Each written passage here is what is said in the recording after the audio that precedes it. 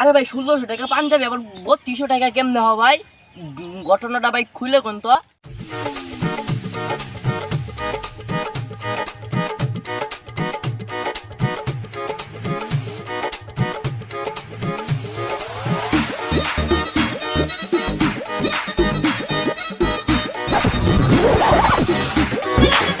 হালার বলা কাস্টমারের সাথে দাও স্বর্ণ দোকানে গেছে না।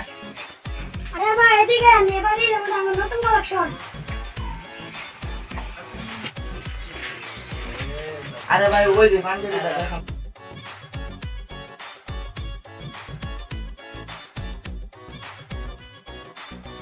আর ভাই মালটা দাম কত? ভাই মালটা দেখছেন এই মালটা পুরো মার্কেট খুললো পাবেন না ভাই ২৫০০ করে বেশি আপনার জন্য একটা দিয়ে দেব। হালার বলা আমি তো দূর ভাই লাগে যে আমার তে ২০০০ টাকা। আরে ভাই একদম ৫০০ টাকা দিন দিবে। আরে ভাই এটা দাম কইরা। আরে মিয়া জাতকে লাইন নে দিবে। আঙ্গুর তো ভাই ১৮০০ টাকা করে কিনাই আছে। বিশেষ নাইলে খাতা দেন। দূরে মিয়া ৫০০ টাকায় দিবেন কিনা তাই কই। আপনার খাতা দিয়ে কেন কি করব? এ ভাই দড়ে প্যাক কর। লাভ তো প্রতিদিনই করি। এই ভাইয়ের কাছে একদিন না করলাম। আর মানুষে তো বদমাইশ হওয়ার পা মানুষের এইভাবে ঠকাই দেওয়া পারে জীবনও ভাবি নাই। এলে মানুষ না জানুয়ার। ভাই কি হইছে গালাগালি করতেছেন কা? আরে ভাই গালাগালি কি আর সাথে পারতাছি? কি আর হইব ভাই, গেছিলাম ঈদের মার্কেট করবে বুঝছেন। ২ দিন আগে একটা পাঞ্জাবি দেখে আইছিলাম, পাঞ্জাবির দাম চাইছি ১৬০০ টাকা। আরে ভাই ঈদের সামনে তো ভাই ১৬০০ টাকা ভাই চাইতেই পারে। আরে ভাই ঘটনাটা কি আগে শুনেন। ২ দিন আগে যে পাঞ্জাবিটা ভাই দেখে আইছিলাম ১৬০০ টাকা, আজকে আবার গেছিলাম সেই দোকানেই। তো দোকানে দেখলাম সেইখানে লেখা 50% ডিসকাউন্ট।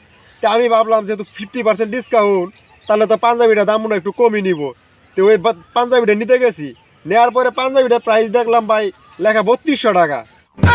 আরে ভাই ১৬০০ টাকা পাঞ্জাবি আবার ৩২০০ টাকা কেমনে হবে ভাই? ঘটনাটা ভাই খুলে কোন তো।